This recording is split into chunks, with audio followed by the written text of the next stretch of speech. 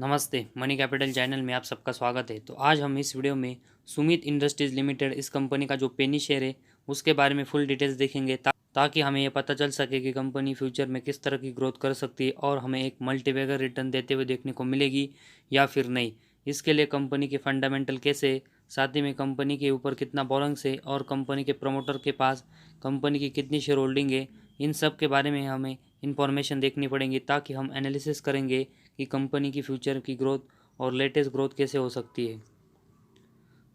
तो कंपनी के रिलेटेड सबसे पहले जो इन्फॉर्मेशन है उसमें कंपनी कौन से बिजनेस में काम करती है तो उसके बारे में हम इन्फॉर्मेशन देखते हैं। तो कंपनी का जो बिजनेस है, Sumit industries limited is engage in the business of manufacturing and exporting polyester यान, पॉलिस्टर चिप्स एंड टेक्सचरिंग यान। तो कंपनी का मेनली बिजनेस पॉलिस्टर यान, पॉलिस्टर चिप्स और टेक्सटाइल यान का देखने को मिल रहा है, जिसमें कंपनी हमें मैन्युफैक्चरिंग और एक्सपोर्टिंग करते हुए देखने को मिल रही है। तो कंपनी का जो बिजनेस है वो हमने देख लिया, लेकिन इस बिजनेस में कंपनी किस तरह की ग्रोथ कर रही है वो भी हमें देखना पड़ेगा। तो लेटेस्ट कंपनी के जो Q4 के रिजल्ट हमें अनाउंसमेंट होते हुए देखने को मिले उसके बारे में सबसे पहले हम इंफॉर्मेशन देखते हैं। तो इसमें मार्च 22 में जो Q4 है उसमें कंपनी का जो नेट प्रॉफिट है वो हमें -7.90 करोड़ का देखने को मिला है, जो कि Q3 से अगर हम इसका कंपैरिजन करके देखेंगे तो उस समय कंपनी का नेट प्रॉफिट 8.92 करोड़ का था। तो Q3 में कंपनी जो प्लस में नेट प्रॉफिट जनरेट करते हुए देखने को मिली थी वो अभी हमें इस Q4 में लॉस में जाते हुए देखने को मिली। तो एक निगेटिव बात कंपनी के परफॉर्मेंस के लिए हमें देखने को मिली है। वही अगर हम पिछले साल के Q4 में देखेंगे तो उस समय कंपनी का नेट प्रॉफिट हमें 12.24 करोड़ का देखने को मिला था, जो कि अभी हमें ये कम होकर -7.90 करोड़ का होते हुए देखने को मिला है। तो लेटेस्ट कंपनी के Q4 में जो रिजल्ट हमें देखने को मिला है उसमें कंपनी का नेट प्रॉफिट हमें क्वार्टरली और उसके साथ ही में ईयरली दोनों बेसिस यहाँ पर कम होते हुए देखने को मिला है, जो कि कंपनी के परफॉर्मेंस के लिए हमें एक निगेटिव बात देखने को मिली है। इसके बाद कंपनी का जो प्रॉफिट एंड लॉस स्टेटमेंट है उसके बारे में हम इंफॉर्मेशन देखते हैं। तो उसमें सबसे पहले यहाँ कंपनी का जो सेल्स है उसके बारे में देखेंगे तो मार्च 11 में कंपनी का सेल्स 820 करोड़ का था, इसके बाद बढ़कर 824, इसके बाद 1158, इसके बाद 1108, 931, 1052, 1198, 1047, इसके बाद 832, मार्च 20 में 707, इसके बाद मार्च 21 में 572 और मार्च 22 में 892 देखने को मिला है। तो मार्च 11 से लेकर मार्च 18 तक अगर हम देखेंगे तो कंपनी के जो सेल्स की ग्रोथ है वो हमें ठीक ठाक होते हुए देखने को मिली थी, लेकिन मार्च 19 के बाद अगर हम देखेंगे तो कंपनी का जो सेल्स है वो हमें अनस्टेबल देखने को मिल रहा है। कंपनी का सेल्स में बहुत ही अप एंड डाउन देखने को मिले और कंपनी का जो सेल्स हमें मार्च 19 से मार्च 22 में जिस तरह ऊपर नीचे होते हुए देखने को मिला है उसकी वजह से कंपनी के बाकी के परफॉर्मेंस पर, जैसे कि कंपनी का ऑपरेटिंग प्रॉफिट मार्जिन और कंपनी का नेट प्रॉफिट है, उसके ऊपर क्या इम्पैक्ट आता है वो भी हमें देखना पड़ेगा। तो कंपनी का जो सेल्स है उसके कंपेरेटिवली अगर हम कंपनी का एक्सपेंस देखेंगे तो मैक्सिमम टाइम हमें कंपनी का एक्सपेंस कंपनी के सेल्स के कंपेरेटिवली कम देखने को मिला है और उसी वजह से कंपनी का ऑपरेटिंग प्रॉफिट हमें हर साल प्लस में देखने को मिला है, जो कि मार्च 11 में कंपनी का ऑपरेटिंग प्रॉफिट 54 करोड़ का था, इसके बाद 64, 82, 98, 74, 86, 116, 85, 41, 41, 31, 27 और 34 हमें मार्च 22 में देखने को मिला है। तो मार्च 19 के बाद जिस तरह कंपनी के सेल्स हमें अनस्टेबल होते हुए देखने को मिला है उसी तरह ऑपरेटिंग प्रॉफिट भी अगर हम देखेंगे तो मार्च 19 के बाद हमें इसमें थोड़ी सी गिरावट होते हुए देखने को मिली है और ये भी अनस्टेबल हुआ है। इसके बाद ऑपरेटिंग प्रॉफिट मार्जिन के बारे में अगर हम इंफॉर्मेशन देखेंगे तो मार्च 11 में ये 7%, इसके बाद 8%, 7%, 9%, 8%, 8%, 10%, इसके बाद 8%। और इसके बाद अगर हम मार्च 19 से देखेंगे तो मार्च 22 तक ऑपरेटिंग प्रॉफिट मार्जिन हमें 5 से लेकर 4% तक यहाँ पर देखने को मिला है। तो सेल्स और ऑपरेटिंग प्रॉफिट के बाद हमें कंपनी का ऑपरेटिंग प्रॉफिट मार्जिन भी मार्च 19 से लेकर मार्च 22 तक कम होते हुए देखने को मिला है। तो ये भी कंपनी के लिए थोड़ी सी निगेटिव बात है। वही अगर हम इसके बाद कंपनी का जो नेट प्रॉफिट है उसके बारे में अगर हम इंफॉर्मेशन देखेंगे तो मार्च 11 में कंपनी का नेट प्रॉफिट 34 करोड़ का था, इसके बाद 24, 19, 18, 18, 17, 37, लेकिन मार्च 18 के बाद अगर हम देखेंगे तो कंपनी का नेट प्रॉफिट हमें कंटिन्यूस यहाँ पर कम होते हुए देखने को मिला है, और ये हमें मार्च 18 में -3, मार्च 19 में 117 -117, मार्च 20 में -47, मार्च 21 में -7 और मार्च 22 में हमें कंपनी प्रॉफिट में आते हुए देखने को मिली है। तो पिछले अगर हम 4-5 साल से देखेंगे तो कंपनी के नेट प्रॉफिट के परफॉर्मेंस भी हमें डाउन होते हुए देखने को मिले, और मार्च 22 में हमें कंपनी प्रॉफिट में ज़रूर आते हुए देखने को मिली, लेकिन तो सिर्फ पिछले 5 सालों में हमें मार्च 22 में एक साल में ही कंपनी प्रॉफिटेबल देखने को मिली है। इसी वजह से कंपनी में हम ज़्यादा इन्वेस्टमेंट के बारे में अभी नहीं सोच सकते, लेकिन कंपनी प्रॉफिटेबल है, इसकी वजह से छोटी इन्वेस्टमेंट से अभी हम इस कंपनी में इन्वेस्टमेंट स्टार्ट कर सकते हैं। तो कंपनी के overall profit and loss statement में जिस तरह कंपनी के सेल्स की ग्रोथ हमें मार्च 19 के बाद डाउन होते हुए देखने को मिली है, उसी के बाद ऑपरेटिंग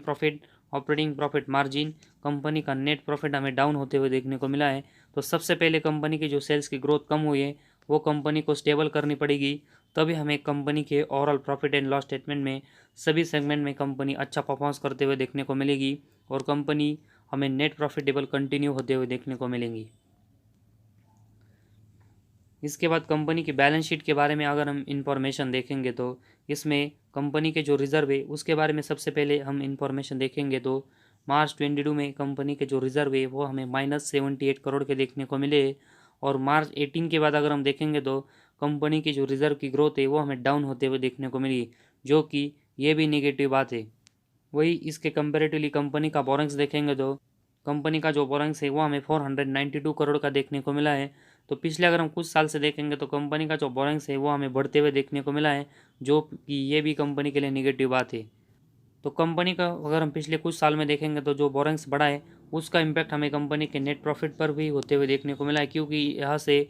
तो कंपनी का जो बोरेंग्स बढ़ा है उसकी वजह से कंपनी को इंटरेस्ट रेट यहाँ पर चुकाना पड़ता है, और उसकी वजह से कंपनी के नेट प्रॉफिट के ऊपर हमें इम्पैक्ट आते हुए देखने को मिलता है। तो कंपनी की जो सेल्स की ग्रोथ डाउन हुई है और उसके साथ ही में कंपनी के जो बोरेंग्स बढ़े उसके ऊपर उसकी वजह से कंपनी का जो नेट प्रॉफिट है उसके ऊपर हमें बहुत ही इम्पैक्ट पिछले कुछ सालों में होते हुए देखने को मिला है, और उसी वजह से कंपनी नेट प्रॉफिट में हमें माइनस में पिछले कुछ सालों में कंटिन्यूस देखने को मिली है। तो उसके लिए कंपनी को सेल्स बढ़ाने पड़ेंगे और अपना जो बोरेंग्स है वो कम करना पड़ेगा, तभी हमें कंपनी के परफॉर्मेंस आने वाले सालों में इम्प्रूव होते हुए देखने को मिलेंगे। इसके बाद कंपनी की जो कैश फ्लोज है उसके बारे में अगर हम इंफॉर्मेशन देखेंगे तो इसमें कंपनी का नेट कैश फ्लो हमें मार्च 22 में -1 देखने को मिला है, मार्च 21 में 0 था, मार्च 20 में ये -11, मार्च 19 में हमें -21 और मार्च 18 में -4 देखने को मिला था। तो पिछले अगर हम 5 साल में देखेंगे तो कंपनी का नेट कैश फ्लो हमें माइनस या फिर 0 देखने को मिला है, जिसकी वजह से ये हमें कंपनी के परफॉर्मेंस में कंट्रीब्यूट करते हुए देखने को नहीं मिला है, और इसी की वजह से अगर हम देखेंगे तो कंपनी के कैश फ्लो हमें कंपनी के बिजनेस के लिए नेगेटिव देखने को मिले। इसके बाद डेप्टर डेज के बारे में अगर हम इंफॉर्मेशन देखेंगे तो मार्च 22 में कंपनी के जो डेप्टर डेज है वो हमें 49 देखने को मिले। तो मार्च 21 के कंपेरेटिवली मार्च 22 में कंपनी के डेप्टर डेज कम हुए, तो कंपनी के जो डेप्टर डेज है वो हमें कंटिन्यूस 100 के नीचे देखने को मिले, जो कि एक अच्छी बात है। वही अगर हम इन्वेंटरी डेज देखेंगे तो मार्च 22 में ये 86 देखने को मिले, जो कि मार्च 18 के बाद हमें कंपनी अपने डेप्टर डेज है वो थोड़े से कम करते हुए देखने को मिली है। तो जिस तरह कंपनी के डेप्टर डेज और इन्वेंटरी डेज हमें कम होते हुए देखने को मार्च 22 में देखने को मिले, इसकी वजह से कंपनी का अगर हमें आने वाले साल में कंटिन्यूस डेप्टर डेज और इन्वेंटरी डेज को ऐसे ही कम करके रखते हुए देखने को मिलती है, तो कंपनी के परफॉर्मेंस में हमें ये ज़रूर अच्छा से कंट्रीब्यूट करते हुए देखने को मिलेंगी, और उससे कंपनी के परफॉर्मेंस से वो हमें अच्छे से ग्रो होते हुए देखने को मिलेंगे। इसके बाद कंपनी का शेयर होल्डिंग पैटर्न अगर हम देखेंगे तो इसमें हमें कंपनी के प्रमोटर के पास जून 22 में 21.67% की हिस्सेदारी देखने को मिली है। वही एफआईज के पास 0, डीएस के पास देखेंगे तो 0, और पब्लिक के पास हमें कंपनी के 78.33% की हिस्सेदारी देखने को मिली है। तो प्रमोटर और पब्लिक के पास ही हमें इस कंपनी में की हिस्सेदारी देखने को मिल रही है। इसकी वजह से अगर हम देखेंगे तो कंपनी की जो ग्रोथ है वो हमें ज़्यादातर होते हुए देखने को नहीं मिली है। तो कंपनी के जो परफॉर्मेंस है वह हमें पिछले कुछ सालों में थोड़े से डाउन होते हुए देखने को मिले हैं, और इसी की वजह से एफआईज और डीएस की इन्वेस्टमेंट है वो हमें इस कंपनी में देखने को नहीं मिली है। तो कंपनी के रिलेटेड सभी इन्फॉर्मेशन देखी, इसमें सबसे पहले कंपनी के जो Q4 का रिजल्ट है उसमें कंपनी के परफॉर्मेंस हमें डाउन होते हुए देखने को मिले। वही कंपनी का जो सेल्स है वही कंपनी की जो सेल्स की ग्रोथ है वो डाउन होने की वजह से कंपनी का ऑपरेटिंग प्रॉफिट मार्जिन और कंपनी का नेट प्रॉफिट हमें मार्च 19 के बाद यहाँ पर डाउन होते हुए देखने को मिला है। वही कंपनी के कैश फ्लो में हमें पिछले 5 साल में कंपनी के नेट कैश फ्लो माइनस में देखने को मिले। सिर्फ अगर हम देखेंगे तो कंपनी के डेप्टर डेज और इन्वेंटरी डेज है वो हमें मार्च 22 में यहाँ पर थोड़े से इंप्रूव होते हुए देखने को मिले। वही अगर हम कंपनी का बोरिंग्स देखेंगे तो वो बहुत ही हमें बढ़ते हुए देखने को मिला है। उसके कंपेरेटिवली अगर हम कंपनी के जो रिजर्व है वो देखेंगे तो वो हमें माइनस में जाते हुए देखने को मिले, जो कि इससे कंपनी की बैलेंस शीट हमें वीक होते हुए देखने को मिली है। और इन सब रीज़न की वजह से कंपनी के सभी परफॉर्मेंस में अगर हम पिछले 5 साल में देखेंगे तो कंपनी के परफॉर्मेंस डाउन हुए और इसी की वजह से कंपनी के शेयर में हमें गिरावट होते हुए देखने को मिली है और कंपनी का शेयर हमें अच्छे रिटर्न देते हुए देखने को नहीं मिला है। इसके बावजूद कंपनी के शेयर में अगर हमें तेज़ी देखने को मिलती है तो उसका सबसे बड़ा रीज़न होगा कि ऑपरेटर ही हमें इस कंपनी के शेयर को ऊपर ले जाते हुए देखने को मिलेंगे। तो ऐसे में मार्च 22 में सिर्फ कंपनी एक साल में यहाँ पर नेट प्रॉफिटेबल देखने को मिली है। इसी वजह से सिर्फ हमें बहुत ही छोटी इन्वेस्टमेंट इस कंपनी में अभी करनी है, जिसकी वजह से हमें ऑपरेटर भी इस कंपनी के शेयर को और ऊपर ले जाते हुए देखने को मिलते हैं और ऐसे में फिर से वो इस कंपनी के शेयर को नीचे ले जाकर लो सर्किट में लगाते हुए देखने को मिलते हैं। तो ऐसे में अगर हमने इस कंपनी में सिर्फ छोटी इन्वेस्टमेंट की तो हमें यहाँ पर ज़्यादा लॉस नहीं होगा। तो जब तक कंपनी के परफॉर्मेंस और कंपनी कंटिन्यूस नेट प्रॉफिटेबल होते हुए देखने को नहीं मिलती तब तक हम इस कंपनी में एक लार्ज इन्वेस्टमेंट के बारे में नहीं सोच सकते। तो फिलहाल सुमित इंडस्ट्रीज इस कंपनी का जो शेयर है वो अभी हमें छोटे रिटर्न ज़रूर यहाँ पर कुछ शॉर्ट टर्म में देते हुए देखने को मिल सकता है, लेकिन जब तक ये कंपनी हमें अच्छे से नेट प्रॉफिटेबल होते हुए देखने को नहीं मिलती तब तक हमें इस कंपनी में ज़्यादा इन्वेस्टमेंट नहीं करनी चाहिए। तब तक हमें ये कंपनी एक मल्टीबैगर होते हुए देखने को नहीं मिलेगी। तो जब तक कंपनी एक नेट प्रॉफिटेबल कंटिन्यूस हमें होते हुए देखने को नहीं मिलती तब तक हम इस कंपनी में ज़्यादा इन्वेस्टमेंट नहीं करेंगे, क्योंकि तब तक कंपनी हमें एक मल्टीबैगर और एक ज़्यादा रिटर्न देने वाली कंपनी होते हुए देखने को नहीं मिलेगी। तो शॉर्ट टर्म के लिए छोटी इन्वेस्टमेंट अभी हम इस कंपनी में कर सकते हैं जब तक कंपनी के परफॉर्मेंस में कंपनी हमें नेट प्रॉफिटेबल होते हुए देखने को नहीं मिलती और कंपनी के बोनस कम नहीं होते। तो इस वीडियो में बस इतना ही। अगर आपको हमारे वीडियो पसंद आया तो इस चैनल को ज़रूर सब्सक्राइब कीजिए।